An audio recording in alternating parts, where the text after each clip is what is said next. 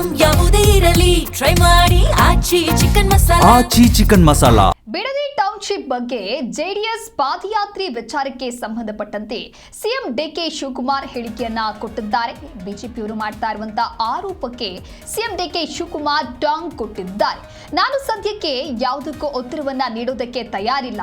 ಹಿಂದೆ H D. Kumaraswamy ಮಾಡಿದ್ದಂತ township BJP ಸರ್ಕಾರದಲ್ಲಿ 1,000 ಎಕರೆ ಕೆಡಿಬಿಐಗೆ ಕೊಟ್ರಲ್ಲ ಅಂತ ಹೇಳಿ ಬಿಜೆಪಿ ಆರೋಪ ಏನ್ ಮಾಡ್ತಾ ಇದ್ದಾರೆ. ಅದಕ್ಕೆ ಸಂಬಂಧಪಟ್ಟಂತೆ ಸಿಎಂ ಡಿಕೆ ಶಿವಕುಮಾರ್ ಈ ರೀತಿಯಾಗಿ ಕೌಂಟರ್ ಅನ್ನ ಕೊಟ್ಟಿದ್ದಾರೆ.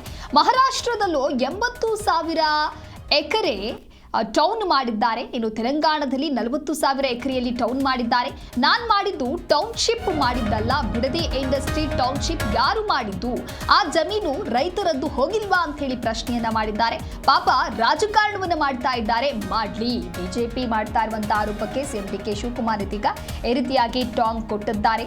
ಬಿಡದಿ ಟೌನ್ಶಿಪ್ ವಿಚಾರವಾಗಿ ಸಾಕಷ್ಟು ಚರ್ಚೆಗಳು ನಡೀತಾ ಇದೆ. ಅದರ ಬೆನ್ನಲ್ಲೇ ಸಿಎಂ ಡಿಕೆ ಶಿವಕುಮಾರ್ ಅವರು ಈ ರೀತಿಯಾಗಿ ಟಾಂಗ್ ಕೊಟ್ಟಿದ್ದಾರೆ. ಯಾರಿಗೂ ನನಗೆ ಸದ್ಯಕ್ಕೆ ಉತ್ತರ ಕೊಡೋಕ್ಕೆ ನಾನು ತಯಾರಿಲ್ಲ. ಮಹಾರಾಷ್ಟ್ರ 80,000 ಎಕರೆ ಅಕ್ವಿಷನ್ ಮಾಡಿಬಿಟ್ಟು ಹೊಸ ಟೌನ್ ಮಾಡ್ತಾಯಿದ್ದಾರೆ. ತೆಲಂಗಾಣದಲ್ಲಿ 40,000 ಎಕರೆಯಲ್ಲಿ ಹೊಸ ಟೌನ್ ಮಾಡ್ತಾಯಿದ್ದಾರೆ. ಇದು ನಾನು ಮಾಡಿದ್ದಂಥ ಟೌನ್ಶಿಪ್ ಅಲ್ಲ. ಹಿಂದೆ ಕುಮಾರಸ್ವಾಮಿ ಅವರೇ ಇದಕ್ಕೆ ನೋಟಿಫೈ ಮಾಡಿದಂಥ ಟೌನ್ಶಿಪ್ಪು. ಹಿಂದೆ BJP ಗೌರ್ಮೆಂಟಲ್ಲಿ 1,000 ಎಕರೆನ ಈಗ ಅಕ್ವಿಷನ್ ಮಾಡಿ ತಿರ್ಗಾ KDB ಅವ್ರು ಕೊಟ್ರಲ್ಲ. ಬಿಡದಿ ಟೌನ್ಶಿಪ್ ಯಾರು ಮಾಡಿದ್ದು? ಬಿಡದಿದ ಇಂಡಸ್ಟ್ರಿಯಲ್ ಟೌನ್ ಯಾರು ಮಾಡಿದ್ದು? ಆರೋಳಿ ಇಂಡಸ್ಟ್ರಿಯಲ್ ಟೌನ್ ಯಾರು ಮಾಡಿದ್ದು? ಆ ಜಮೀನು ರೈತರು ಹೋಗಿಲ್ವಾ?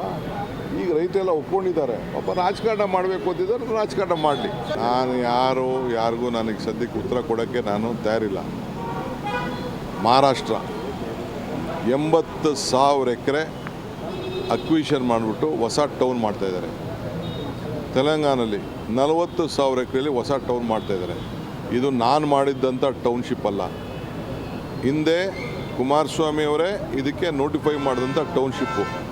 ಹಿಂದೆ BJP ಗೌರ್ಮೆಂಟಲ್ಲಿ 1,000 ಎಕರೆನ ಈಗ ಅಕ್ವಿಷನ್ ಮಾಡಿ ತಿರ್ಗಾ KDB ಅವ್ರು ಕೊಟ್ರಲ್ಲ.